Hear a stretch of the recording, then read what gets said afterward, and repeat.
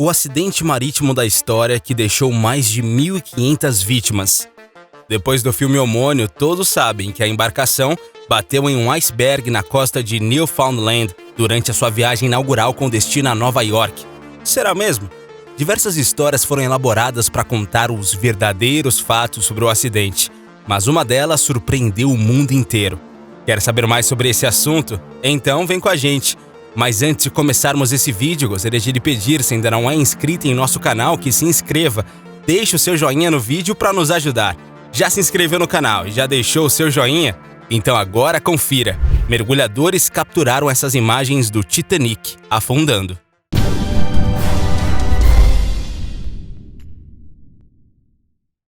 Tesouro espanhol. Um crucifixo de ouro ornado com esmeraldas colombianas incrustadas, moedas e barras de ouro e de prata fazem parte de um fabuloso tesouro de um galeão espanhol naufragado no século XVII que foi leiloado em Nova York. O caçador de tesouros americano Mel Fisher encontrou em 1985 mais de 40 toneladas de ouro e prata nos destroços do barco da coroa espanhola, Nossa Senhora de Atocha, afundada em 1622. Contra o arquipélago de Florida Keys, sul dos Estados Unidos, em meio a um furacão quando retornava para a Europa. O tesouro inclui mais de 100 mil moedas de prata e de ouro, cerca de 1.000 lingotes de prata e esmeraldas colombianas, bem como objetos feitos de metais preciosos, segundo a Guinness. O navio Nossa Senhora de Atocha fazia parte de uma frota de 28 navios espanhóis que partiram de Havana em 4 de setembro de 1622 e foi atingida por um furacão no dia seguinte, deixando 8 navios afundados, de acordo com o site do Museu Marítimo Mel Fisher. Dos seus 265 homens a bordo, apenas 5 sobreviveram. Um mês depois, outro furacão destruiu até mesmo os restos do galeão. Durante os seguintes 60 anos, os espanhóis tentaram encontrá-lo, mas não acharam nenhum vestígio e finalmente o deram como perdido. SS Airfield.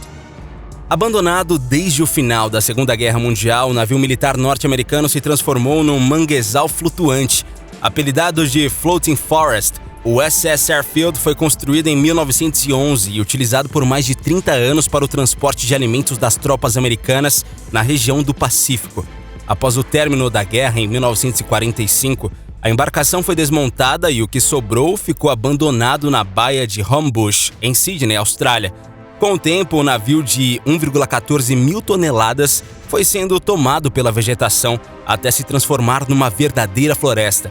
A região é conhecida como um cemitério de navios da Segunda Guerra e possui outras embarcações abandonadas, como o SS Mortlake Bank. Construída em 1934, a embarcação é bem semelhante ao SS Airfield, mas é menos fotografada e visitada pelo acesso difícil. Titanic. Não é de hoje que as tragédias são transformadas em complexas teorias da conspiração para justificar as perdas, mortes e interesses políticos e financeiros. Desde o Triângulo das Bermudas até o 11 de setembro, hipóteses malucas justificam os atos e incidentes como criações meticulosamente planejadas por grandes instituições. A White Star Line era uma grande empresa do início do século XX que buscava se tornar ainda maior com o lançamento de sua classe Olympic em 1908, composta por 2 navios que foram construídos simultaneamente, o RMS Olympic e o RMS Titanic.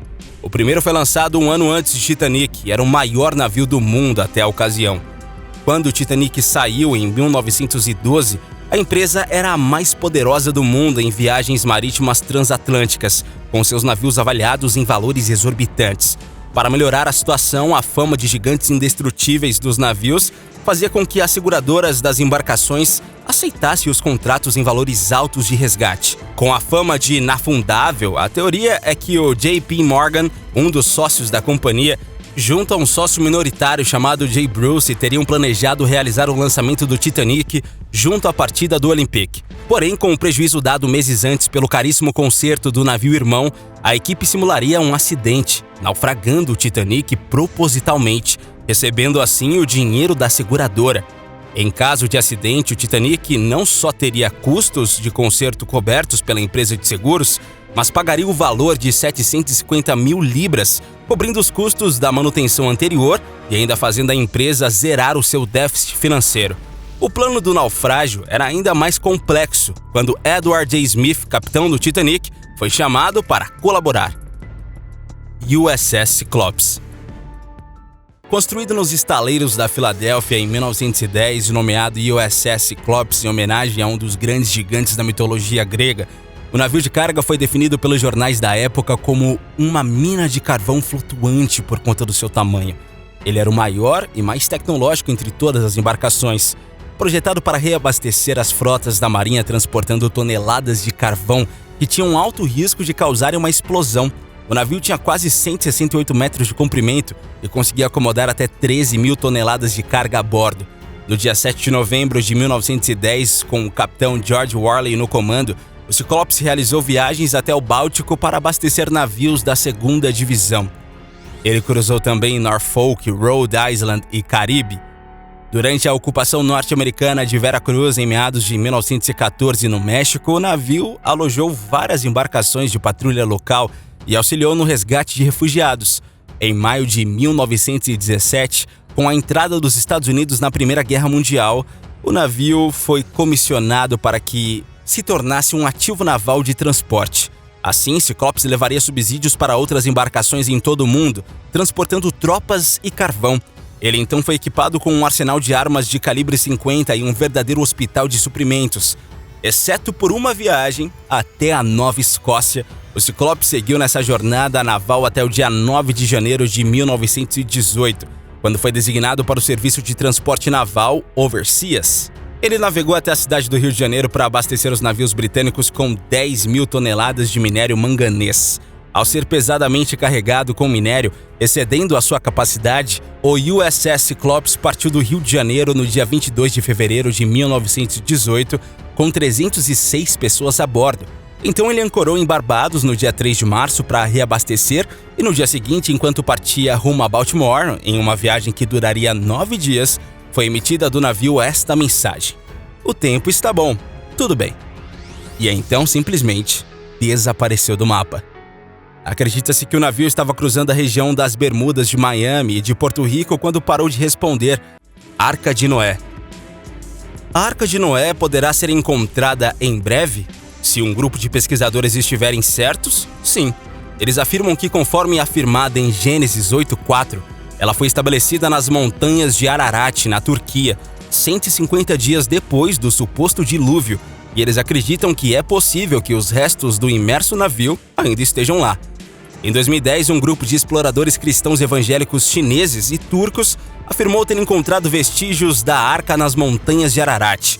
Na época, a pesquisa foi amplamente descartada por estudiosos por não fornecer evidências reais. Eles afirmaram ter encontrado pedaços de madeira e estruturas do que parecia ser uma arca disposta a 4.000 metros de altura. No começo do ano passado, o professor Raul Esperante, do Geoscience Research Institute, afirmou ter novas evidências de que a arca, de fato, está na montanha turca, e as novas reivindicações receberam uma recepção similar da comunidade científica. Ao todo, mais de 100 pesquisadores de todo o mundo se juntaram como parte de um simpósio internacional de 3 dias realizado no Monte Ararat, em Agri, na Turquia, para ver se poderiam encontrar o lugar de descanso final da arca. Meu objetivo é visitar os sítios arqueológicos ao redor da montanha para encontrar pistas sobre eventos catastróficos no passado, disse Esperante. A madeira encontrada na montanha, que é considerado o pico mais alto da Turquia com mais de 5.100 metros de altura, recentemente passou por análise de datação de carbono. Os resultados revelaram que ela poderia ter cerca de 4.800 anos, tempo que é pensado para a arca ter sido usada. O navio é dito medir 300 côvados por 50 côvados por 30 côvados, algo que se traduz em 157 por 86 por 16 metros.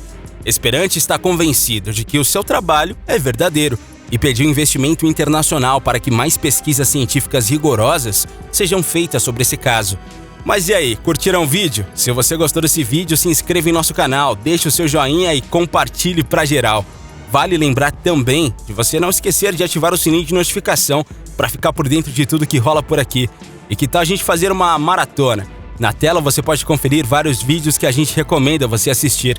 Eu estou te esperando em cada um deles. Valeu e até a próxima!